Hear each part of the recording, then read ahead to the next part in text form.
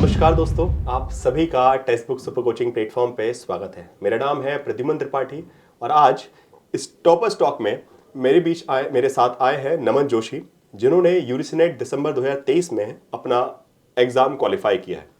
सो आज हम बात करेंगे नमन से और जानेंगे कि उनकी प्रिपरेशन स्ट्रेटजी क्या रही थी, क्या क्या हर्डल्स उन्होंने फेस किए और कैसे उनको ओवरकम करते हुए इस बार सक्सेस अचीव की है। सो नमन, आपका स्वागत है text book super coaching platform पे। Thank you sir. सबसे पहले तो मैं आभार व्यक्त करना चाहूँगा टेक्स्ट बुक का, क्योंकि उन्होंने बहुत सारे बच्चों को अपॉर्चुनिटी प्रदान करी कि वो यहाँ आएँ और अपनी बातों को रखें। जैसा कि सर ने बताया, मैं नमन जोशी हूँ और उससे पहले मैं आपको बताना चाहूँगा कि मेरा जो ग्रेजुएशन हुआ है वो हिंदू कॉलेज दिल्ली विश्वविद्यालय से हुआ है और मैं हिंदी साहित्य का विद्यार्थी रहा हूँ। और उसके बाद मैंने जामिया मिलिया इस्लामिया से अभी मैं 4th सेमेस्टर में पॉलिटिकल साइंस कर रहा हूँ। मैं आपको ये भी बता दूँ कि मैंने इंटरनेशनल रिलेशन में भी यूजीसी नेट क्वालिफाई किया है और अभी मेरा ये दूसरा यूजीसी नेट है, क्योंकि मैं जेआरएफ की प्रिपरेशन कर रहा था। तो उस हिसाब से इस बार मेरा जेआरएफ तो नहीं हो पाया, लेकिन यूजीसी नेट मैंने 2023 दिसंबर में भी क्वालिफाई किया है। चलिए, बहुत अच्छी बात। तो एक नेट आपके पास ऑलरेडी है, अब दूसरा नेट जो है आपका पॉलिटिकल साइंस में भी हो गया है। सो जैसे अभी आपने बताया कि स्पेशली आपका जो बैकग्राउंड रहा है, अभी आपने ऑलरेडी अपनी प्रिपरेशन के जामिया मिलिया का इस्लाम आपने बताया। सो आप इंटरनेशनल स्टडीज़ से आप बिलोंग कर रहे हैं। उसके बाद एक कई बार मेरे पास ऐसे स्टूडेंट्स के भी क्वेश्चन आते हैं कि सर हमारा ये पॉलिटिकल साइंस का रहेगा तो हम आईआर का पेपर दे सकते हैं कि नहीं दे सकते हैं, या फिर आईआर वाले। तो अब आपको क्या टिपिकल लगा? बिकॉज सीधी बात है, आपके लिए सिलेबस एक, बिकॉज पॉलिटिकल साइंस में आईआर वाला पार्ट आता है, आईएफपी वाला पार्ट आता है, बट उसमें कुछ बहुत सारे थ्योरेटिकल पार्ट भी है, जैसे पॉलिटिकल थ्योरी, पॉलिटिकल थॉट, जो कि थोड़ा सा डिफरेंट जाते हैं हमारे आईआर के परस्पेक्टिव से। तो सबसे पहली बात तो आपके लिए जो मेजर टास्क था वो पॉलिटिकल साइंस का सिलेबस, तो उसके रिगार्डिंग आपने क्या अप्रोच निभाई कि मैं कैसे सिलेबस को एक सही टाइम से कवर करूं? क्या उसका कवरेज प्रोसेस आपका क्या रहा था? देखिए, मैं ये बताना चाहूँगा कि मेरी जो 12th तक की स्टडी थी वो साइंस बैकग्राउंड थी, लेकिन उसके बाद मैंने लिटरेचर लिया। तो कहीं ना कहीं ये बात तो थी कि मैं हर एक सब्जेक्ट को पढ़ने में सक्षम था। तो जब मैं फाइनल ईयर में था तो मैंने डिसाइड किया क्यों ना इंटरनेशनल रिलेशन से मास्टर्स किया जाए और उसी में अपना करियर को आगे बनाया जाए। तो मैंने जब सिलेबस देखा और उसके बाद मैंने बहुत सारे एंट्रेंस दिए, चाहे मैंने जामिया मिलिया का एंट्रेंस दिया और उसी समय में यूजीसी नेट के भी फॉर्म आए, क्योंकि उस टाइम कंबाइंड यूजीसी नेट हो रहा था। तो मैंने सिलेबस को देखा, जैसे बेलिस एंड स्मिथ वाली बुक है उसको पढ़ा और यूट्यूब के माध्यम से भी मैंने इंटरनेशनल रिलेशन को जाना। पहली चीज़ तो ये कि हिंदी साहित्य से अगर आप इंटरनेशनल रिलेशन में आ रहे हैं, जहाँ एक लैंग्वेज बैरियर भी है, एक तरफ से आप पहले हिंदी पढ़ते हैं और दूसरी तरफ से आपको उन फॉरेन राइटर्स और ऑथर्स के बारे में भी पढ़ना पड़ता है। तो सिलेबस को देखने के बाद मैंने उन चीज़ों पर गौर किया और मुझे धीरे धीरे करके इंटरेस्ट आया। जैसे मैं बचपन से जानना चाहता था कि कैसे कोल्ड वॉर इनिशिएट हुआ, कैसे वर्ल्ड वॉर इनिशिएट हुआ। तो इन सारे क्वेश्चन ने मुझे प्रेरित किया कि मैं इन सब्जेक्टों को पढूं। लेकिन समस्या वही थी कि मेरा पॉलिटिकल साइंस उतना ज़्यादा स्ट्रॉन्ग नहीं था। जैसे पॉलिटिकल थ्योरी है, पॉलिटिकल थॉट है, इंडियन पॉलिटिकल थॉट है, इन सबको पढ़ने में मैं थोड़ा सा डरता था। तो शुरू में मैंने ये सारी चीज़ें नहीं पढ़ी, लेकिन इंटरनेशनल रिलेशन मेरा स्ट्रॉन्ग हो गया था और इंटरनेशनल रिलेशन के साथ साथ कुछ पॉलिटिकल थ्योरी के जो पार्ट थे, जैसे लिबरलिज्म है, कम्युनिज्म है, ये सारी चीज़ों में भी मेरी थोड़ी थोड़ी बढ़त बनने लगी थी। तो पहले जब मैंने यूजीसी नेट इंटरनेशनल रिलेशन निकाला, उसके बाद मैंने धीरे धीरे करके पॉलिटिकल थ्योरी पढ़ी और इंडियन पॉलिटिकल थॉट पढ़ा, गवर्नेंस पढ़ी, पब्लिक एडमिनिस्ट्रेशन पढ़ा। तब जाके मुझे लगा कि कहीं ना कहीं मैं पॉलिटिकल साइंस का भी यूजीसी नेट दे सकता हूं। तो मैंने उस समय दिया और पहली बार में भी मैंने यूजीसी नेट क्लियर किया और इस बार में भी मैंने यूजीसी नेट क्लियर किया। चलिए, बहुत अच्छी बात है। सो स्टेप बाय स्टेप, मतलब अपनी स्ट्रेंथ से आपने स्टार्ट किया, जो आपकी स्ट्रेंथ थी आईआर वाली, उससे आपने स्टार्ट किया, फिर धीरे धीरे आप सिलेबस में एक्सपेंड करते गए। सो एक और प्रॉब्लम आती है, बिकॉज आपने यूजीसी नेट ऑलरेडी पहले भी क्रैक किया है इंटरनेशनल रिलेशंस में।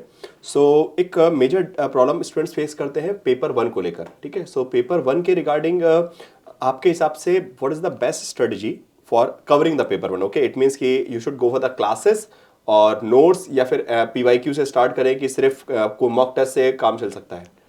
मुझे ऐसा लगता है कि अगर पेपर 1 के हम सिलेबस को देखें तो वो काफ़ी लंबा है। अगर आप हर एक चीज़ को पढ़ने के लिए लगेंगे तो आपको कम से कम 1 साल या 6 महीने तो मिनिमम आपको देने ही पड़ेंगे। लेकिन अगर आप चाहते हैं कि आप जल्दी से यूजीसी नेट क्लियर करना चाहें तो सबसे पहले आपको प्रीवियस ईयर क्वेश्चन का एनालिसिस करना चाहिए। चाहे वो 2002 के बाद जितने भी पेपर हो रहे हैं, अगर आप उनको एक पैटर्न देखेंगे तो बहुत सारी चीज़ें उनमें कॉमन होती है। जैसे डाटा इंटरप्रिटेशन है, डाटा इंटरप्रिटेशन के सवाल बहुत बार रिपीट भी होते हैं, चाहे उनकी संख्याएं बदल देते हैं, लेकिन जो पैटर्न होता है वो रिपीटेटिव पैटर्न होता है। और अगर आप मैथमेटिक्स के सवाल देखेंगे, रीजनिंग के सवाल देखेंगे, तो वो सारी चीज़ें भी होती है।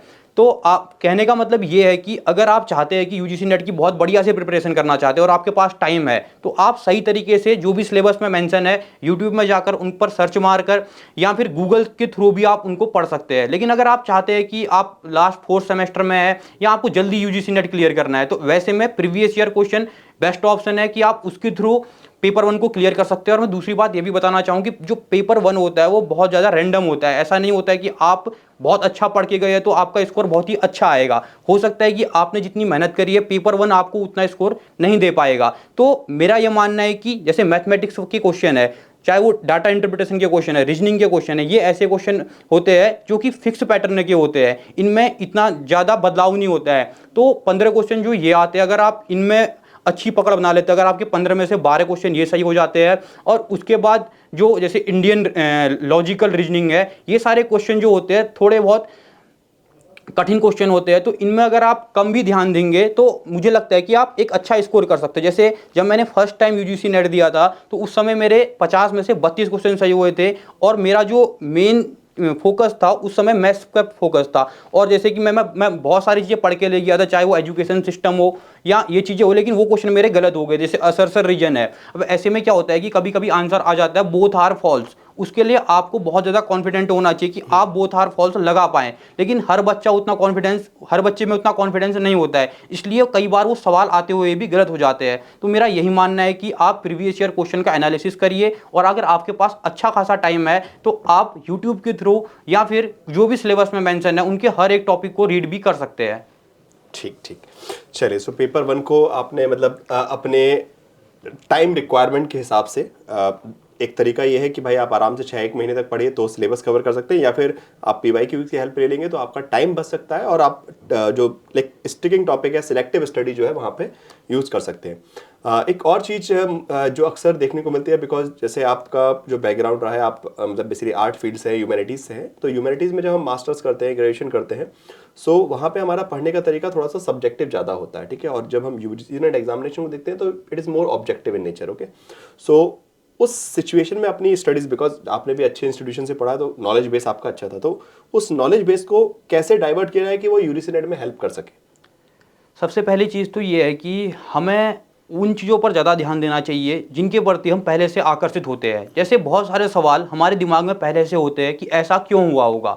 जैसे अगर भारत में कम्युनलिज्म का मुद्दा उठ रहा है तो वो क्यों उठ रहा है। अगर आप इस तरह की जिज्ञासु प्रवृत्ति के हैं, अगर आपको लग रहा है कि आप कहीं ना कहीं उन सवालों को ढूंढना चाह रहे हैं जो जिन्होंने आपको बचपन से ही परेशान करके रखा है, जैसे कि कई चीज़ें हमारे आसपास होते रहती है, लेकिन जब हम बच्चे होते हैं तो हमें उन चीज़ों के बारे में उतना गहन अध्ययन नहीं होता है। तो जैसे जो साइंस वाले बच्चे होते हैं, जैसे कि 12th तक का मेरी साइंस थी और ग्रेजुएशन में भी मेरा जो सब्जेक्ट था वो मैथ्स से भी मेरा एक सब्जेक्ट था, तो जो ऑब्जेक्टिविटी थी वो मेरे अंदर ज़्यादा थी इन कंपेरिजन की सब्जेक्टिविटी। तो सब्जेक्टिव नॉलेज से आप बहुत अच्छा कर सकते हैं। आपको सब्जेक्टिव नॉलेज गेन करने के लिए सबसे पहले अपने मस्तिष्क में जो भी सवाल है आपके, उनको क्लियर करने की कोशिश करनी चाहिए। चाहे उसके थ्रू आप विकिपीडिया के माध्यम से कर सकते हैं, जैसे विकिपीडिया में बहुत सारे आर्टिकल होते हैं, उनको गो थ्रू करके आप अपने सवालों को जान सकते हैं। या फिर आजकल तो चैट जीपीटी आ गया है और बहुत सारे एआई के ऐसे टूल आ गए जिनके माध्यम से आप वो नॉलेज गेन कर सकते हैं। जैसे ही आपका ये फर्स्ट स्टेप कंप्लीट हो जाता है तो मैं आपको रिकमेंड करूंगा कि आप अच्छी अच्छी किताबों को पढ़ें, क्योंकि आज के ज़माने में किताबों के लिए ज़रूरी नहीं है कि आपको लाइब्रेरी जाना पड़े। बहुत सारे ऐसे ऑनलाइन सोर्स है जहाँ से आप एक क्लिक करके नई नई किताबों को डाउनलोड कर सकते हैं। अगर आपको मुश्किल होती है तो फॉरेन राइटर्स को पहले अवॉइड करिए, पहले इंडियन राइटर्स को पढ़िए, क्योंकि इंडियन राइटर जो होते हैं वो थोड़ा सा उतनी ज़्यादा टफ इंग्लिश नहीं लिखते हैं। फिर उसके बाद जैसे आप इस स्टेप को कंप्लीट करते हैं तो आप दूसरी यूनिवर्सिटीज़ के जो प्रकाशन है उनकी किताबों को भी पढ़ सकते हैं। जैसे हार्वर्ड यूनिवर्सिटी का जो पब्लिकेशन है आप उनके किताबों को पढ़ सकते हैं। आपको स्टेप वाइज प्रिपरेशन करनी पड़ेगी। पहले आप अपने सवालों को जवाब ढूंढिए, उसके बाद आप विकिपीडिया या जो भी ऐसे सोर्सेस है जो कि इजी सोर्सेस है उनका यूज करिए। उसके बाद आप हार्ड सोर्सेस में जाइए। अगर आप सीधे हार्ड सोर्सेस में जाएंगे तो आप वो सारी चीज़ें नहीं ले पाएंगे जो आप लेना चाहते हैं, जो नॉलेज आप लेना चाहते हैं, वो सारी चीज़ें आपको समझ में नहीं आएगी। ठीक ठीक, चलिए, सो सब्जेक्ट मैं अगर जितना आपकी बात से मैं समझ पा रहा हूँ कि कॉन्सेप्चुअल पार्ट को पहले थोड़ा सा स्ट्रॉन्ग करना ज़रूरी है, एंड देन उसके बाद किसी भी प्रकार का क्वेश्चन आएगा तो आपके पास एक बेटर एनालिटिकल स्किल होगी कि आप उसको डील कर सकें। जैसा कि लाइक मतलब उन्होंने बताया कि बहुत सारे अलग अलग सब्जेक्ट का नॉलेज होने के चलते भी कहीं ना कहीं वो एक हेल्पिंग हैंड मिलता है, आपको एक एक्स्ट्रा एज मिलता है, ठीक है। नाउ एक और थोड़ा सा प्रॉब्लम आती है जहाँ पे हम बोलते हैं कि आप बिकॉज आपने आई गेस 3 बार यूजीसी नेट एग्जामिनेशन को दिया है, सो आप उस एग्ज़ाम हॉल के जो प्रेशर होता है, जो एक दबाव होता है उसको, और बहुत सारे स्टूडेंट जो है नई पहली बार जब एग्ज़ाम देने जाते हैं तो वो बहुत ज़्यादा, तो कुछ लोग नर्वस हो जाते हैं, ठीक है। सो उस एग्ज़ाम हॉल में हमको अपना क्या बिहेवियर रखना चाहिए और साथ साथ कैसे टाइम मैनेज वहाँ करना चाहिए, वो थोड़ा सा आप हल्का सा उस पर बात करें तो। देखिए, एग्ज़ाम की जो प्रिपरेशन होती है वो वहीं से स्टार्ट हो जाती है जहाँ से आप अपना फॉर्म भर रहे होते हो। सबसे पहले ध्यान देने की बात यह है कि आपको अपना फॉर्म सही तरीके से भरना है। अगर आप अपना फॉर्म सही तरीके से नहीं भरते हो तो आपके मन में कहीं ना कहीं वो डर रहता है कि आपने ये चीज़ें गलत कर रखी है, तो उसका जो इम्पैक्ट होगा भविष्य में भी होगा। तो पहली चीज़ ये है कि आपने अपना फॉर्म सही तरीके से भर लिया है तो आपके अंदर एक कॉन्फिडेंस रहेगा कि आपका फॉर्म एकदम सही है, चाहे वो सर्टिफिकेट हो, चाहे वो कैटेगरी हो, आपने एकदम सही चुनी है, चाहे वो डेट ऑफ बर्थ हो। अब दूसरी बात ये है कि कभी भी एग्ज़ाम हॉल में आप बहुत पहले ना जाइए और ना ही ज़्यादा लेट करिए। एक परफेक्ट टाइम में जाए, चाहे जैसे अगर 9:30 से एग्ज़ाम आपका शुरू हो रहा है तो आप कोशिश कीजिए कि आप 8:30 तक का वहाँ पर को पहुँच जाएँ। मैंने देखा है कि बहुत सारे बच्चे 7 बजे या 7:30 बजे भी, यानी कि बहुत जल्दी चले जाते हैं। उसके वजह से क्या होता है, जो उन लोगों ने पढ़ा होता है वो भी वो कहीं न कहीं बहुत बार भूल जाते हैं, क्योंकि जब ग्रुप डिस्कशन होता है उस एग्ज़ाम सेंटर में तो जिस बच्चे को जो आता है वो उसको पेश करता है, क्योंकि हम ह्यूमैनिटीज़ का एग्ज़ाम दे रहे हैं तो हर किसी की अपनी अपनी थ्योरी होती है। ऐसे में आप कोशिश कीजिए कि इस तरह के ग्रुप डिस्कशन से बचिए एग्ज़ाम से पहले, और कोशिश कीजिए कि आपने जो पढ़ रखा है उस पर बिलीव कीजिए। और दूसरी चीज़ ये है कि कभी भी एग्ज़ाम में ऐसा मत सोचिए कि आप बहुत जल्दी, बहुत देर में जाएंगे। देर में एग्ज़ाम में जाना मतलब कि आपके 5-10 नंबर तो वैसे कट जाएंगे। और तीसरी चीज़ मैं आपको ये बताना चाहूँगा कि एग्ज़ाम हॉल में कभी कभी क्या होता है कि स्पीकर से बहुत सारी आवाज़ आती है, जैसे कि नीली कमीज वालों तुम नकल मत करो, नीली या फिर पीली कमीज वालों तुम इसको मत देखो। तो उस तरह की जो आवाज़ें होती है, जो कि इंस्ट्रक्शन दिए जाते हैं, उन आवाज़ों से भी मुझे लगता है कि बच्चों के नंबर कटते हैं। वो भी एक तरह की समस्या होती है और उससे कहीं ना कहीं हमारा ध्यान आकर्षित होता है। तो आप कोशिश कीजिए कि उन जो नॉइसेस है उस नॉइस से आप कम इम्पैक्ट हो और अपना सारा फोकस जो लैपटॉप की स्क्रीन है या कंप्यूटर की स्क्रीन है, अगर आप उस पर ज़्यादा फोकस करेंगे तो आप ज़्यादा ध्यान केंद्रित रहेगा आपका और आप सही तरीके से एग्जाम दे पाएंगे। और चौथी चीज़ मैं ये बताना चाहूँगा कि जो पॉलिटिकल साइंस है या यूजीसी नेट का पहला पेपर होता है उसमें जो पैसेज आता है, आप अगर पैसेज को सबसे पहले कर लेते हैं तो 15 नंबर आपके पहले ही सिक्योर हो जाते हैं। मेरे साथ के बहुत सारे बच्चे हैं जो कि पॉलिटिकल साइंस में अच्छे हैं, पहले पेपर में अच्छे हैं, लेकिन उनका नेट नहीं निकल पा रहा है। कई बच्चे ऐसे हैं जिनका पैसेज छूट जाता है, जबकि पैसेज बहुत आसान आता है। आप कोशिश कीजिए कि लंबे जो पैसेज होते हैं आप उनको पहले कर लीजिए, तो पेपर में एग्जाम के का जो भी डर है आप इस तरीके से निकाल सकते हैं। हाँ, मतलब कट ऑफ के लिए जितने मार्क्स चाहिए वो आप पहले से जुगाड़ लेंगे तो ज़्यादा बेहतर रहेगा। अगर आप स्टार्टिंग से स्टार्ट करेंगे, मतलब ये बहुत अच्छा आइडिया है कि बिकॉज यूजुअली पैसेज के क्वेश्चन काफ़ी इजी होते हैं और वो अगर आपने पहले ही कर लिया तो आपके पास एक सिक्योर्ड है कि एटलीस्ट आपने 15 क्वेश्चन ऑलरेडी स्कोर कर रखे, now you have to go for the remaining question. Okay, आखिरी में बस मैं आपसे, बिकॉज आपने बहुत अच्छी तरीके से पॉइंट बाय पॉइंट सारी चीज़ें बता दी हैं कि प्रिपरेशन स्टडीज से लेकर एग्जाम हॉल में किन किन चीज़ों का ध्यान रखना चाहिए।